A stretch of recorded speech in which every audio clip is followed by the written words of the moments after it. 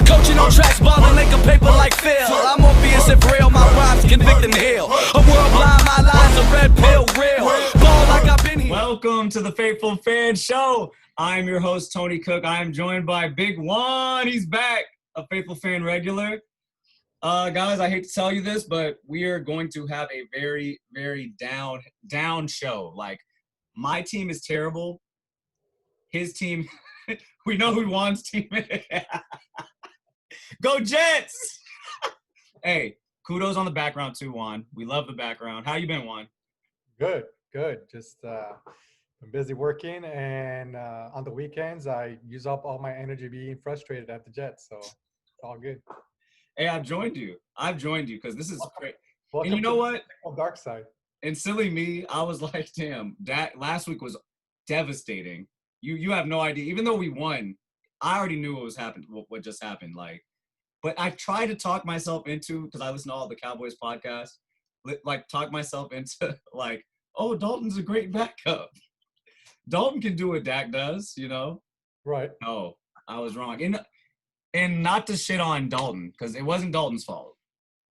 Our best player let us down. He has the team. He has the franchise hostage right now. Zeke Elliott has been fumbling the football all year.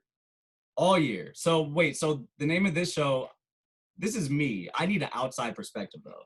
You know what I mean? So, Juan, I need an outside perspective on the Cowboys. I need help. What do you see that's really going wrong? I think it's Zeke after watching these past games. Well, look, I'm a deep introspective philosopher kind of guy, so I'm gonna give you the. I need help, dog. I need help. I'm gonna give you a behind the scenes opinion. Please. I think to me, I'm not a Cowboys fan, so to me, it's always been a culture thing with the Cowboys, because even though they've had. You're gonna Stephen A. Smith me right now, dog. I'm just why? I think. Even though they've had a little success, here and there, they had a year with Romo. They went to the playoffs, and they've always been exciting to watch. Like good offense and all that stuff, great players, but they can never get over that hump, no matter what. Right? You're right. I think the year they made it to the playoffs, it was only because they made it out of the NFC East, which they can get in there. No, but hey, don't take it. Hey, we've had our years, like Jimmy Johnson. And I'm talking about. We had our big three. Okay, you're talking about recently, since. I'm talking about like our era, where you're guess. not that old. I'm not gonna let you just sit here on my show and shit on the Cowboys, Juan. Come on, man. No, obviously the Cowboys have a fantastic history. But as of late, as the past 20 years. Over last decade or so. I mean, it's really a culture thing because they have the players. You cannot say that they don't have the players. You can't say that Jerry Jones doesn't spend the money. Yeah. I mean, Jones is all about spending the money, getting the biggest names, making the biggest splashes. You're right. Biggest stadium. It's all there. Always being in the headlines. Correct. But they cannot get over the hump. And they have some great games. They look great at times. Like you think, all right, finally, they've arrived. Like they're going to tear it up this year. And then a week later, it's like a complete chaos. And I'm a little surprised with Mike McCarthy, being the head coach because, he's I heard someone call him a meat and potatoes kind of coach.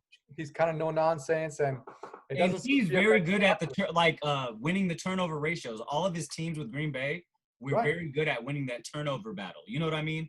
Which is the complete opposite of what's going on this season. I don't know. To be fair, to be a little lighter, like I said, in my opinion, it's a culture thing that the team just cannot get over themselves.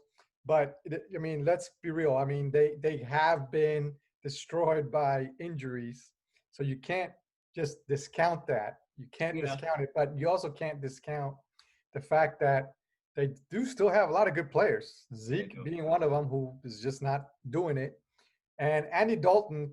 Say what you want about him, but he's also has a lot of starting experience.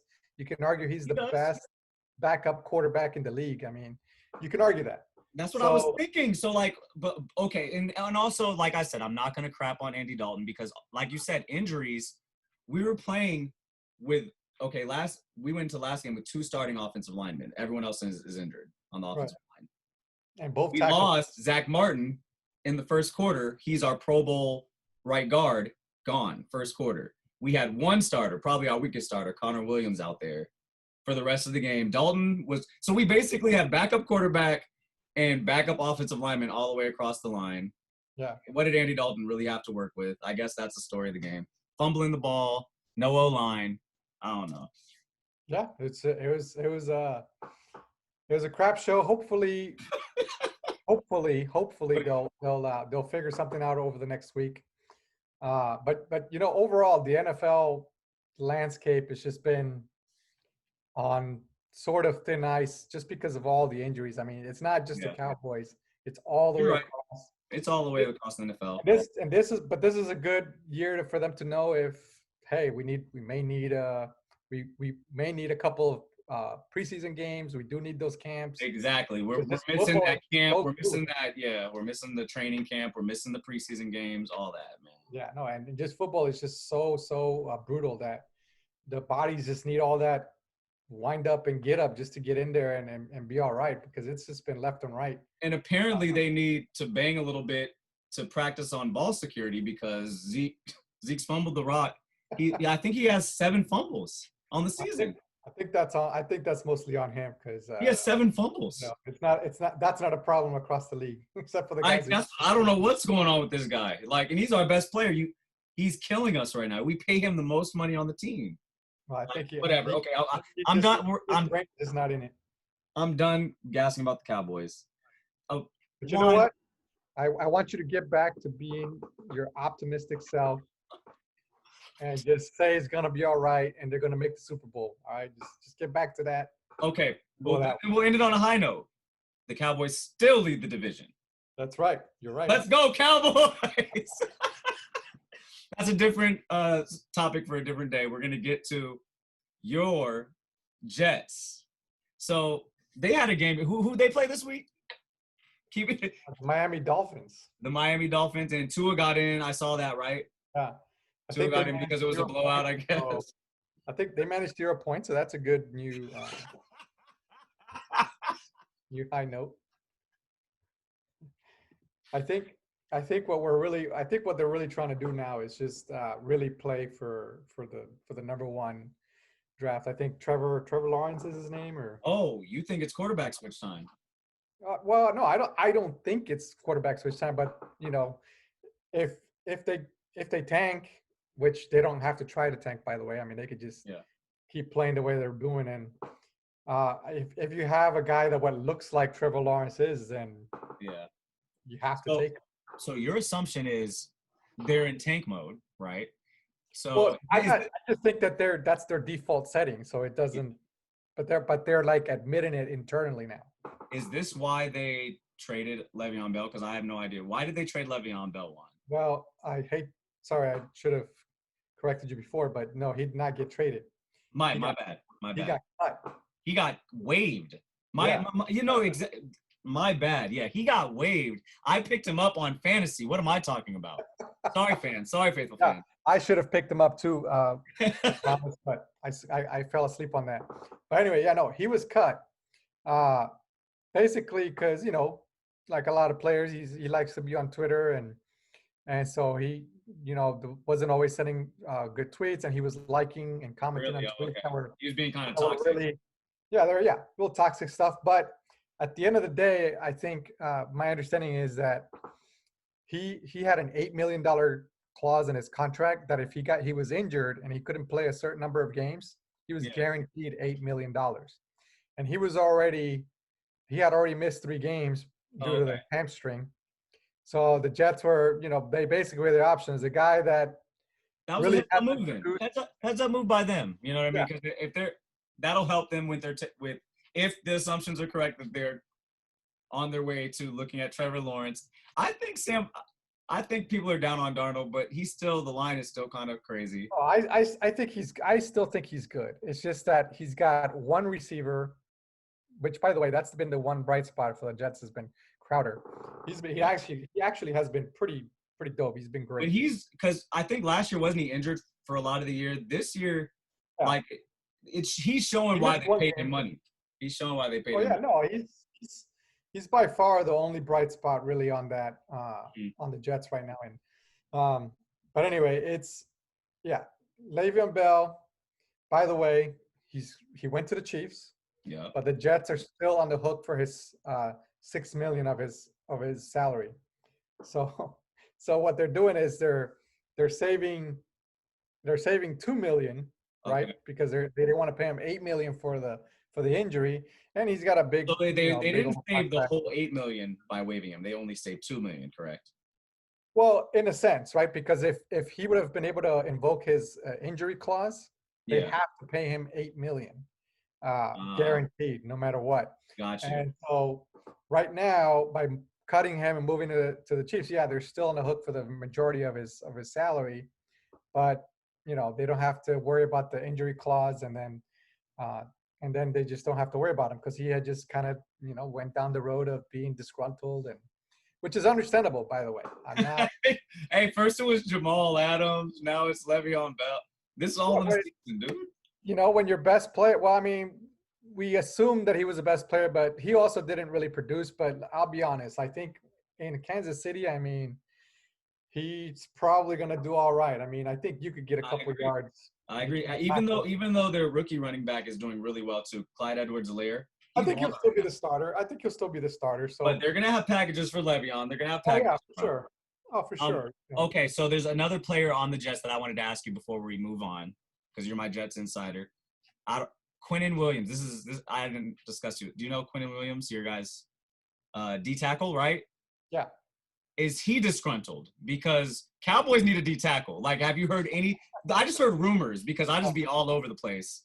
Not really. Not too much. I think they're gonna hang on to him because he's probably the only bright spot along the defensive line too. But they did trade Steve McLennan. Yep. To the Bucks. Okay. For like a lunch sack, basically. See, I was trying to poach something from y'all, and I just saw a little flash of Quinnen Williams demanding trade. I'm like, oh wait, is this real? Yeah, I saw that too, but that hasn't kept up. So I don't think that's not real. You gotta these things you gotta kind of really see it come up time and time again, because usually it's just some dude venting somewhere and nothing really happens. Yeah. Well, hey, but Juan, thank you for the Jets update. I needed that. Well, or did we? I don't. You needed a lower bar so that you could feel better. Okay, yeah, I needed to laugh at something, because like people laughing at me about the Cowboys is not funny. I don't need to. First Take is one of my favorite shows. Shout out First Take. I hate it when the Cowboys lose. Can't stand watching Stephen A. Smith go up there and gloat. Can't take it.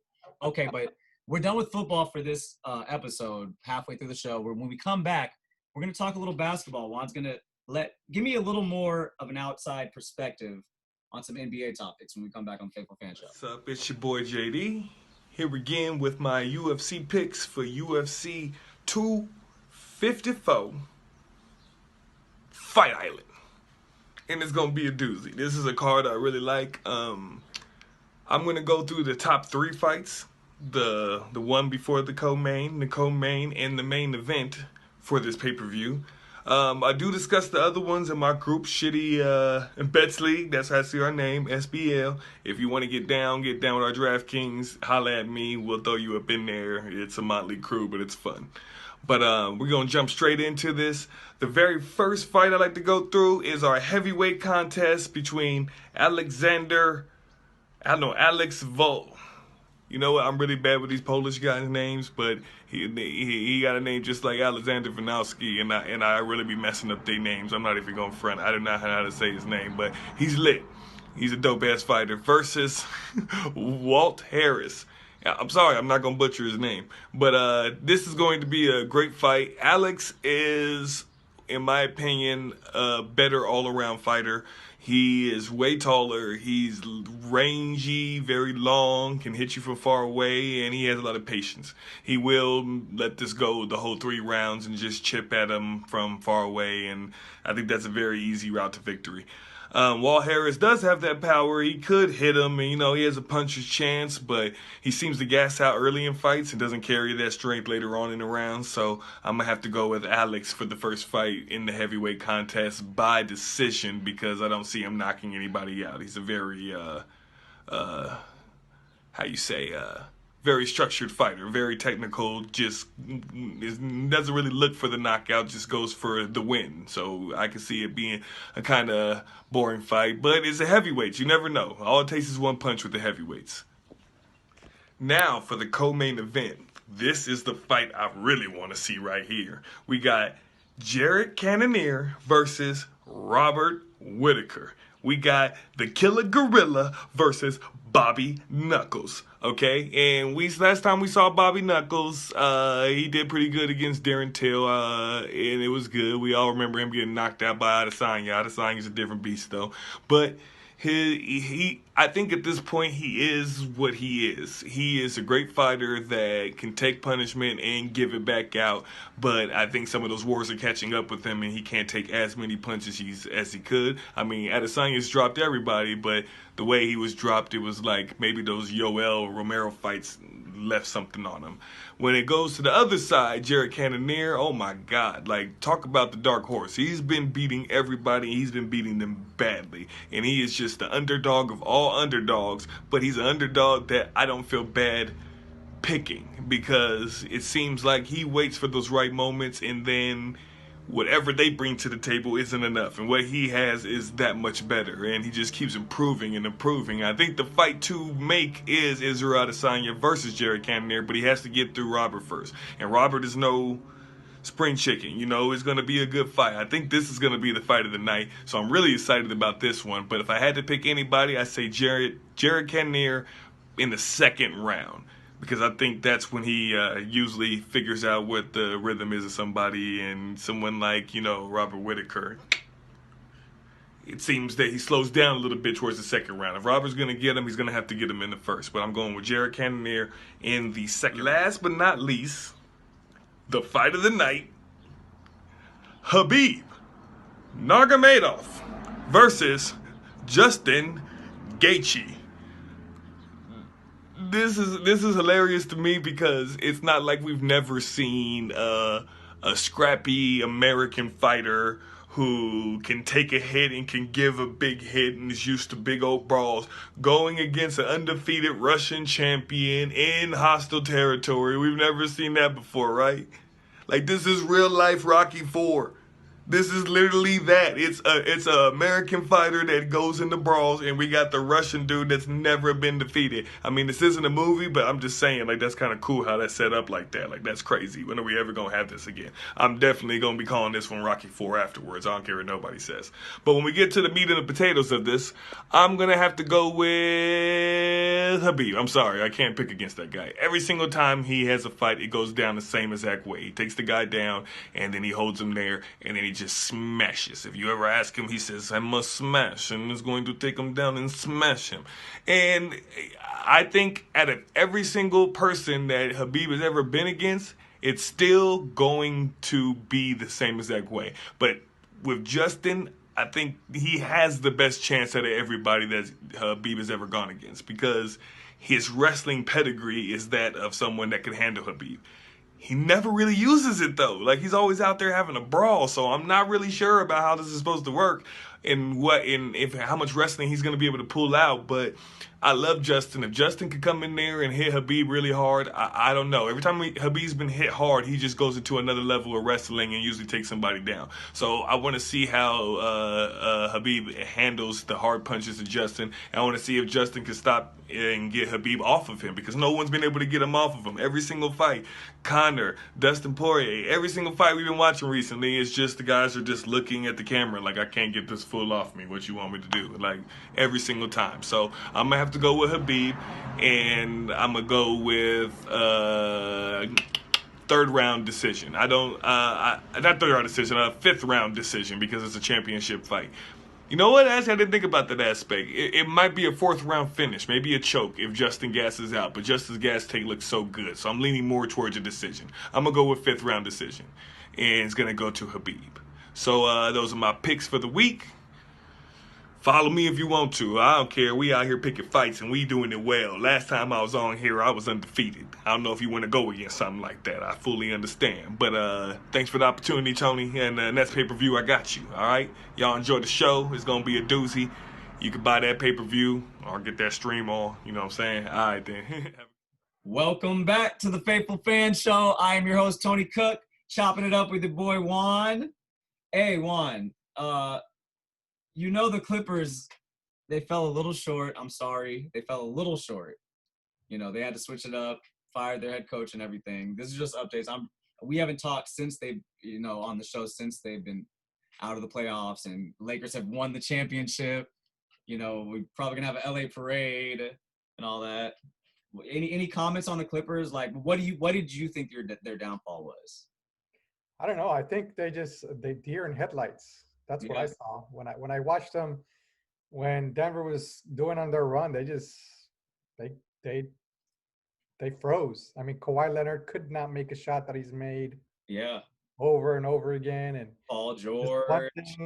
Well, we already said Paul George was gonna be Paul George. You did, you called that way before that. Yeah. But Kawhi Leonard, I was surprised because he tried. Like we could see that he was like trying to do something, but he couldn't hit a shot.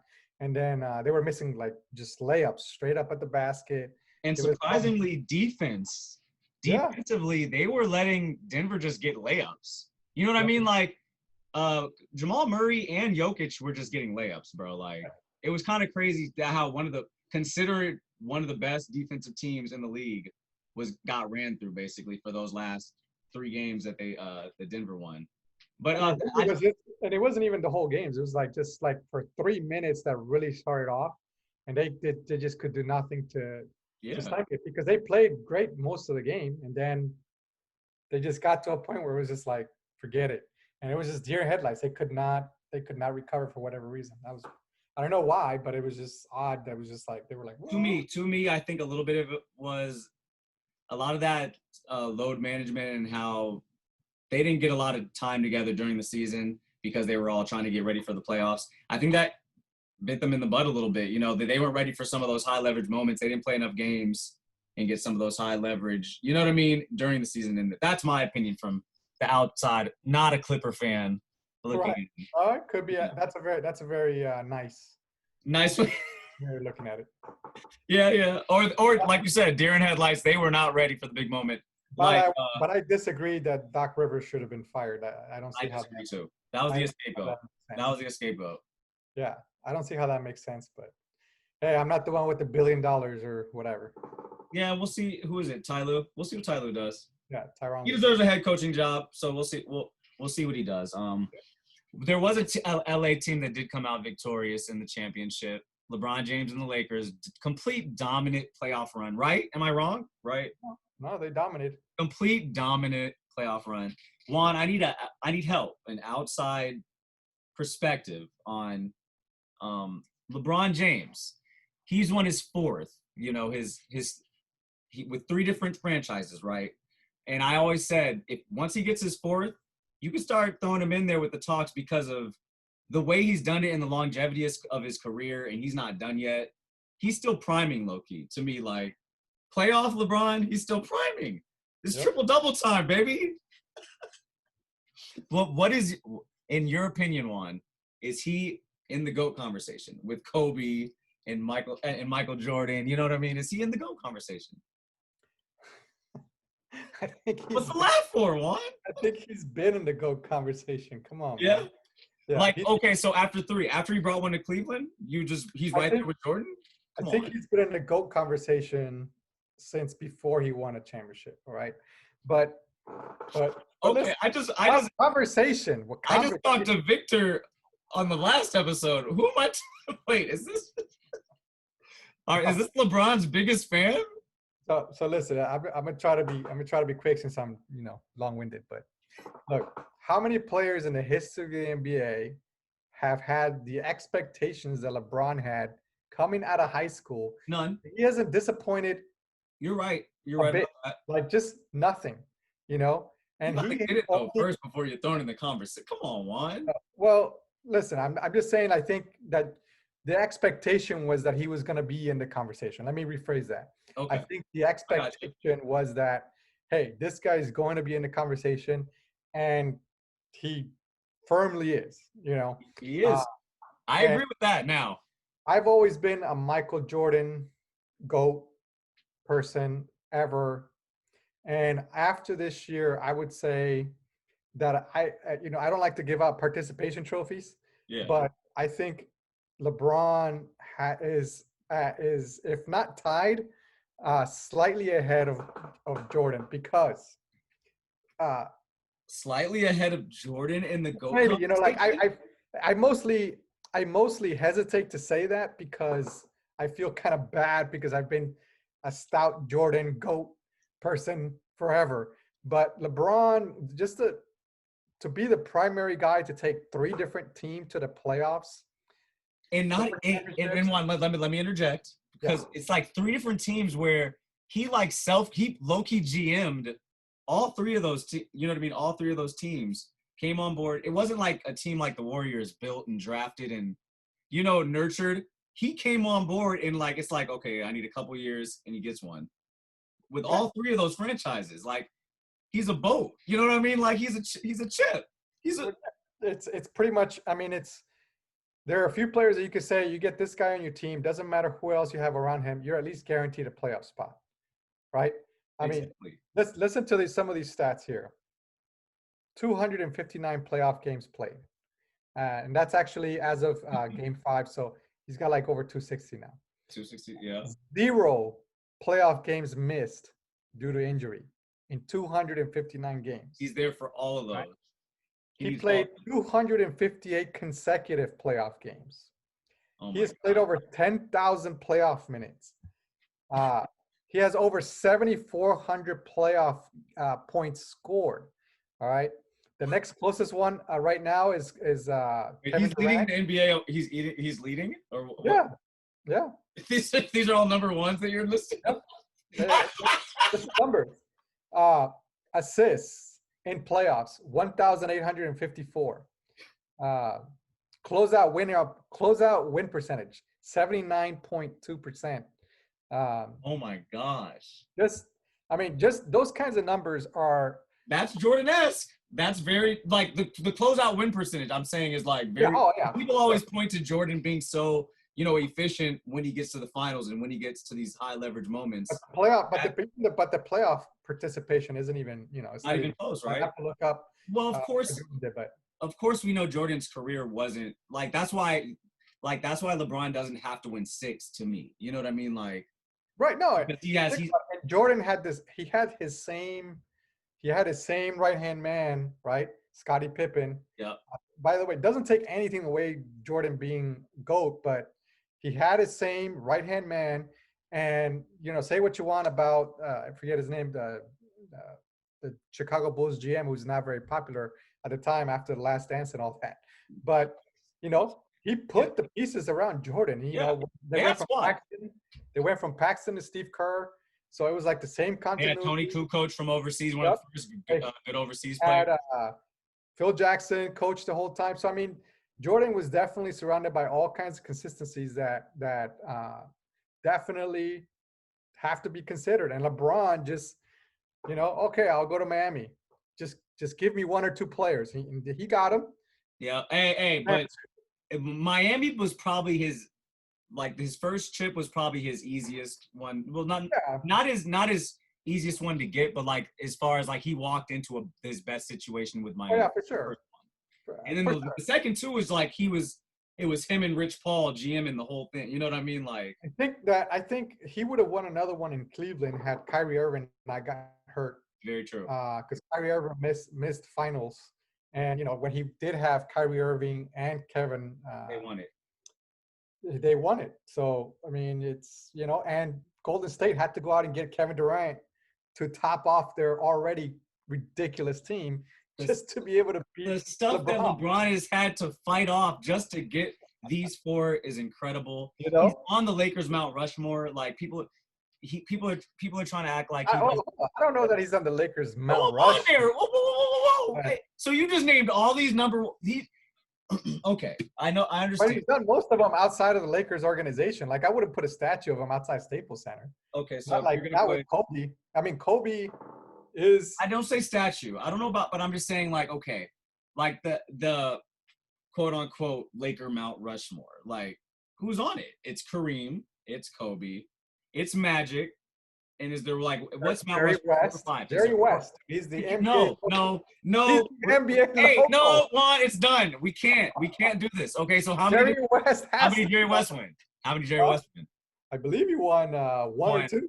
He won one. One. So who Still though, man. let Jerry West or LeBron won? He was the original big shot, man. I can't do it. I see. That's why. See, that's he has to take his place. He has to take Jerry West's place. And would you consider his contribution as a GM to the Lakers? Oh, that's Keep true. in mind, Jerry West is a he beast. brought a lot of- Yes. Okay. All he right. brought a lot of chips to the Lakers via pulling the strings, dog. Okay. So is there 4 or 5 on the Mount Rushmore? I don't really know. I'm just. No, I don't know. Obviously the Mount Rushmore is. There's 5 because I honestly would. Shaq should be on there. No, Shaq has definitely a great argument, and he has a statue outside Staples Center, right? So Shaq's on there over Jerry. I know I get Jerry West, but you gotta. I'm saying Kareem, Kobe, Magic, Shaq. You could go ahead with your Jerry West. I don't know where you're gonna put him. Put him over one of those 4. I don't know. no. I mean, LeBron. you can have 5, but no. I mean, out of those 4, maybe I leave him off. But if it's 5, I have to put Jerry West. I have to put Jerry West on. But You dirty. LeBron is just—he's gonna be in the NBA Mount Rushmore. He doesn't need the Laker. You don't need the Lakers. You're right. It's gonna be Jordan, LeBron, and then everything else can be debated. But for sure, Jordan and LeBron are the best I've ever seen. Kobe. Jordan, Kobe, LeBron. In my opinion, I can't fully commit to who is number 1 between LeBron and Jordan, but it's very close. It's closer than it's ever been for me. And after those 2, I would have to say it's between Kareem and Kobe as number 3, because you can't. I know Kareem had some serious advantages Back in the day, yeah, he did. as coming For up. the earlier part of his career, when he got one with was it Milwaukee? Yeah. I mean, But I'm just talking in general. His consistency. Say what you want about. Well, Yeah. he's so tall. How many UCLA guys? championship. I mean, he got it done, and he did. was durable and all the other things. And it's still his scoring record's probably not going to be broken. I mean, the only one that has a shot is LeBron, and he may not even do it. So, for me, it's tough. But Kobe's up there. Kobe's up there. And before this championship for LeBron, it was Jordan, Kobe, LeBron. This just elevated LeBron over Kobe. World, I'm letting you know. I already talked to everybody. I said, hey, if LeBron wins this one, he elevates above Kobe. Okay, I give it to him. He's got his 4. Right now, if he gets one more, to me, that'll elevate him above Jordan. Give me one more with the Lakers. Give the Lakers one more. He has a shot. I mean, as long as AD stays healthy, and I'll be honest. I think for this playoff run, I would have given all the MVP accolades to Anthony Davis, huh? Yeah, because of the defensive aspect of it too, right? Yeah, no, and just the fact that they couldn't, the teams really couldn't handle him. I know he's kind of a crazy shot sometimes, and dude hustled. Like a lot of guys in his position, superstars or whatever, they don't hustle for that loose ball or whatever. And dude was hustling. He was trying to get away, doing his thing, man. A lot of those fast break points were Anthony Davis getting a full court bomb from LeBron James. How are you the first one down? You know what I mean? Stuff like that, right? Yeah. And he was getting blocks and getting back on offense. He was doing his thing. They lost Game 5. After he re-injured his heel. Yeah. He had to step out for a while. They kind of Gary, I thought he started a little bit, but and Miami played great, by the way. Miami's good.